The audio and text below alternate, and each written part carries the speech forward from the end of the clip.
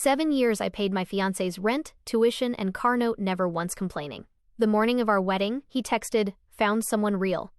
Don't call me." I didn't cry. I made one call instead.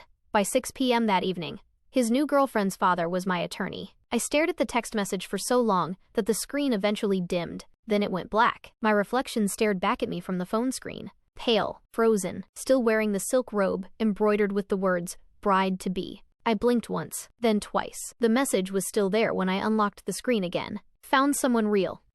Don't call me. That was it. 7 years together. 3 marriage proposals. Thousands of promises, and that was all he had to say. No explanation, no apology, nothing. Outside my hotel suite, I could hear wedding guests arriving. My bridesmaids were downstairs. My aunt was probably crying happy tears already. The florist had spent all morning arranging white roses. The venue was paid for. The catering was paid for. The photographer was paid for. Everything was ready, except the groom. For some reason, I didn't cry. Maybe because my brain refused to believe it. Maybe because deep down I had known something wasn't right for a long time. I sat slowly on the edge of the bed and looked around the room. Every single thing in my life suddenly started replaying itself. And for the first time, I saw the truth. 7 years earlier, I met Daniel in a college bookstore. He was charming, funny, ambitious, the kind of guy who could make an entire room laugh without trying. At least that's what everyone thought. I thought so too. Back then I was working 2 jobs while finishing my business degree. My parents had taught me something simple. If you wanted something, you earned it. Nobody owed you anything. Daniel had different views. He always had a reason why life was unfair to him.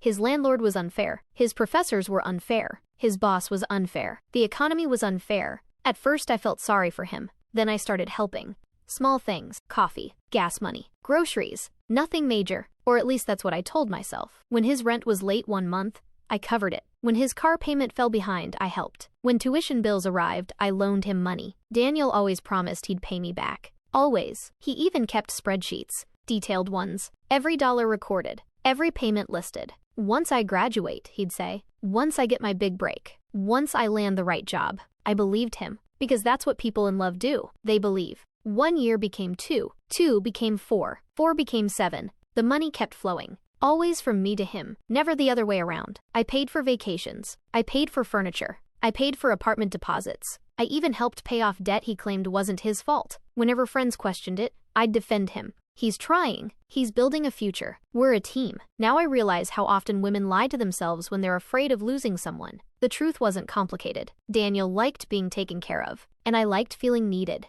Together we created a disaster. 3 years into our relationship, I started my own consulting company. The business exploded. Within 2 years, I had clients across 3 states. Money wasn't a problem anymore. Success came faster than I expected. Daniel celebrated every milestone, or at least he pretended to. Looking back, I noticed things I ignored then. The way he'd get quiet when people congratulated me. The way he'd change the subject. The way every achievement somehow became about him. If I signed a major client, he'd remind everyone how supportive he'd been. If I won an award, he'd tell people my success was possible because he believed in me. Everything revolved around him. I just didn't see it. Love can be incredibly blinding. The proposal happened during year 6. A beach in Florida, sunset, roses, professional photographer hiding nearby. Everyone thought it was romantic, including me. I said yes before he even finished speaking. The engagement ring sparkled under the fading sunlight. I remember crying. Happy tears. At least I thought they were. A month later, wedding planning began. Guess who paid for everything? Again, venue, flowers, dress, photography, music, transportation, hotel blocks. Every single expense. Whenever I brought it up,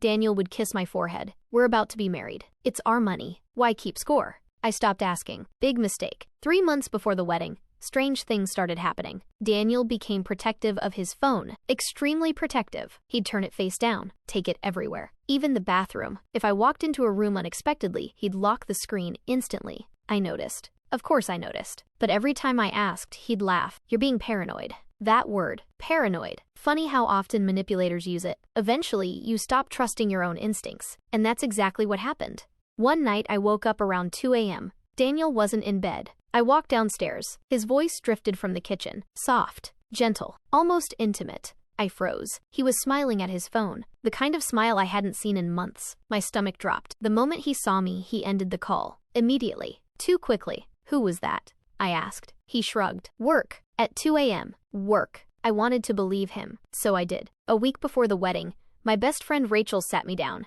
She looked nervous, which scared me. Rachel never looked nervous. "Can I ask something?" she said. "Sure. Are you happy?" The question caught me off guard. Of course, she didn't respond. That silence said everything. Then she carefully asked another question. "When was the last time Daniel sacrificed something for you?" I opened my mouth. Nothing came out, because I couldn't think of a single answer. Not one. That should have terrified me. Instead, I got defensive. I accused Rachel of not understanding him. I accused her of judging our relationship. She apologized. But now I know she wasn't wrong. She was trying to save me. The night before the wedding felt strange. Daniel barely spoke. He seemed distracted, restless, almost anxious. I assumed he had wedding nerves. Everyone said that was normal. I kissed him goodnight. The last thing he said to me was, "See you tomorrow." Those 3 words would become a lie. The next morning, I woke up excited. For a few beautiful minutes, everything felt perfect. Then my phone buzzed. One text, one message, one sentence that destroyed 7 years. "Found someone real.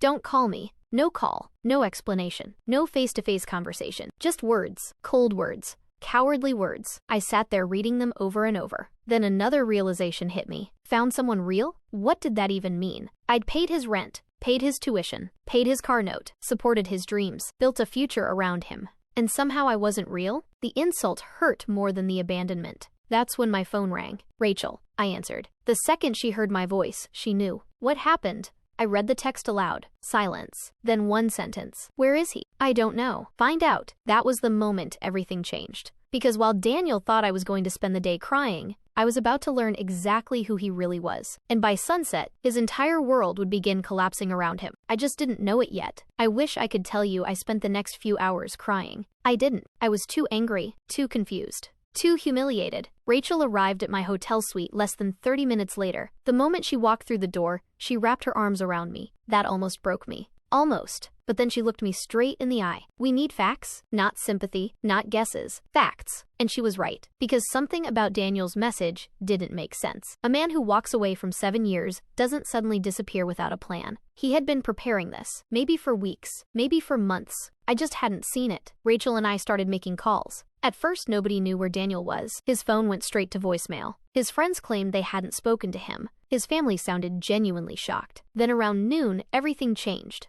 One of our mutual friends called. "I think I saw him." My heart started pounding. "Where?" He named a luxury waterfront restaurant nearly 40 minutes away, the kind of place Daniel couldn't normally afford, unless somebody else was paying. Again, Rachel drove. I sat silently in the passenger seat. The entire ride felt surreal, like I was watching somebody else's life. When we arrived, we didn't even need to go inside, because there he was, standing near the entrance, laughing, smiling, looking happier than I'd seen him in years, and beside him stood a woman, tall, beautiful, expensive designer dress, perfect hair, perfect makeup, perfect life, at least from the outside. My stomach twisted. 7 years. Thrown away for someone he'd probably known a few months. Rachel grabbed my wrist before I could get out. "Wait, what?" "Look carefully." I followed her gaze. The woman wasn't the interesting part. The older man beside her was. Gray suit, confident posture, expensive watch, powerful presence. Daniel was practically trying to impress him. "Who's that?" Rachel asked. "I have no idea." Neither of us knew that man would change everything. We left before they saw us. Back at the hotel,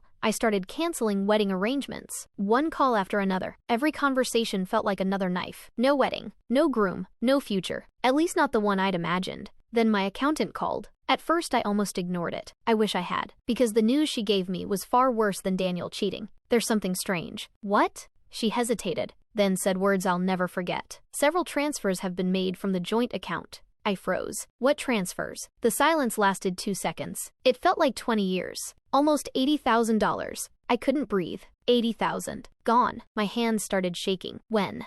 "Over the last 3 months." 3 months. The exact period Daniel had become secretive. The exact period before the wedding. The exact period he had supposedly been planning our future. Except he wasn't planning our future. He was planning his escape. The next several hours became a blur. Bank statements, transfers, documents, records. The deeper we looked, the uglier things became. Daniel hadn't just left me. He'd been quietly draining money, carefully, strategically. Small amounts at first, then larger amounts, always hoping I wouldn't notice. And I hadn't, because I trusted him. Trust can be expensive. Mine cost $80,000. That evening, Rachel sat beside me with a laptop. "There's more." I wasn't sure I wanted more, but she showed me anyway. Social media. Photos, comments, tagged locations, evidence. Piece by piece, a timeline emerged. Daniel hadn't met this woman recently. They'd been together almost a year, an entire year, while planning a wedding, while accepting my money, while sleeping beside me, while promising forever. A year. The betrayal felt almost impressive. The amount of lying required was staggering. Then Rachel found the woman's profile, and suddenly everything became very interesting. Her name was Vanessa. She wasn't just wealthy. She came from an extremely wealthy family.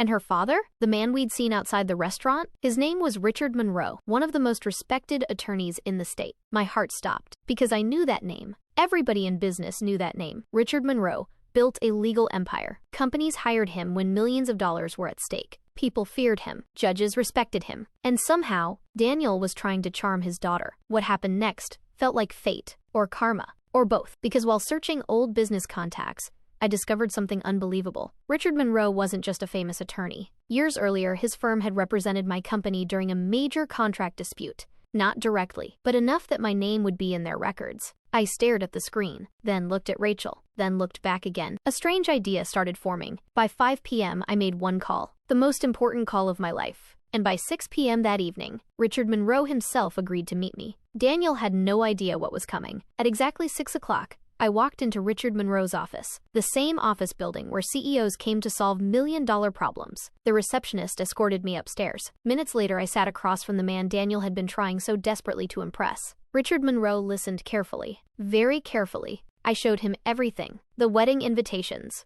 the text message, the financial records, the bank transfers, the evidence of the affair, the timeline. I expected anger. Instead, I saw disappointment. Cold disappointment. The kind, powerful people rarely show. When I finished, Richard leaned back, then asked one question. "Can you prove these transfers were unauthorized?" "Yes." I handed him additional records. He studied them, slowly, methodically. Then he removed his glasses. What he said next changed everything. "I appreciate you bringing this to me." That was all. No promises, no threats, nothing dramatic. I left unsure what would happen, but less than 24 hours later, everything exploded. Apparently, Richard had no idea Daniel existed until recently. Vanessa had introduced him as a successful entrepreneur, an ambitious businessman, a self-made professional. Every single part of that story was a lie. Daniel wasn't funding his lifestyle. I was. Daniel wasn't building a business. I was. Daniel wasn't financially independent. I was paying his bills. Once Richard learned the truth, he started asking questions. Lot of questions. Questions Daniel couldn't answer. Questions Vanessa couldn't ignore. Questions supported by documents. Actual documents. Unlike Daniel's lies. 3 days later, Vanessa called me. I almost didn't answer. Curiosity won. Her voice sounded exhausted. "Everything you said was true." I stayed silent. "He lied to me too." Of course he did. People who lie professionally rarely stop at one victim. Vanessa explained that Daniel had told her I was an obsessed ex-girlfriend, that our relationship ended years ago, that I couldn't move on, that I was inventing stories, until evidence proved otherwise. One document after another, one bank statement after another, one lie after another. The fantasy collapsed. Then came the legal consequences. Remember that $80,000? Turns out moving money isn't as simple as Daniel thought. Especially when records exist. Especially when signatures don't match. Especially when attorneys like Richard Monroe get involved. The investigation moved quickly. Very quickly. Because facts move faster than lies. Eventually, Daniel agreed to a settlement. Every dollar returned. Every penny. Along with additional penalties. For the first time in years, he was forced to pay for his own mistakes. Apparently, he hated that. But money wasn't the real punishment. The real punishment was losing the life he thought he'd secured. Vanessa left. Immediately. Richard wanted nothing to do with him. Professional opportunities vanished. People talk. Especially wealthy people. Especially business people. Especially attorneys. His reputation followed him wherever he went. And unlike money, reputation isn't easy to recover. Months later, I finally received a letter from Daniel. Not an email. Not a text. An actual letter. Several pages long. Excuses, regrets, apologies, claims that he'd made the biggest mistake of his life. Maybe he had, maybe he hadn't. Either way, it wasn't my problem anymore. I never responded. Some chapters deserve endings, not sequels. 1 year later, I found myself standing in a completely different place. Not physically, emotionally. The woman who'd been abandoned on her wedding day no longer existed. The woman who believed love required endless sacrifice no longer existed. The woman who kept paying for someone else's future no longer existed. She was gone. And honestly, good. Because losing Daniel forced me to find myself again. A version of myself that had been buried under years of excuses, years of compromises, years of pretending. Sometimes the worst day of your life becomes the first day of a better one. Mine certainly did. People often ask whether I got revenge. The answer surprises them. No. I didn't destroy Daniel. He destroyed himself. I simply stopped protecting him from the consequences. There's a difference. A very important difference. The truth did all the work. I just told it. And every now and then I think about that text. Found someone real. Funny, isn't it? Because in the end, I was the only real thing in his life. The only person who truly loved him. The only person who truly believed in him. The only person who stayed. Until he gave me a reason not to. And if there's one lesson I've learned, it's this. Never mistake loyalty for weakness. The kindest people often have the strongest boundaries once they're finally pushed too far. So now I want to ask you something. If someone betrayed you after 7 years the way Daniel betrayed me, would you have forgiven him? Or would you have walked away forever? Tell me honestly, because even now, I'm still curious what you would have done.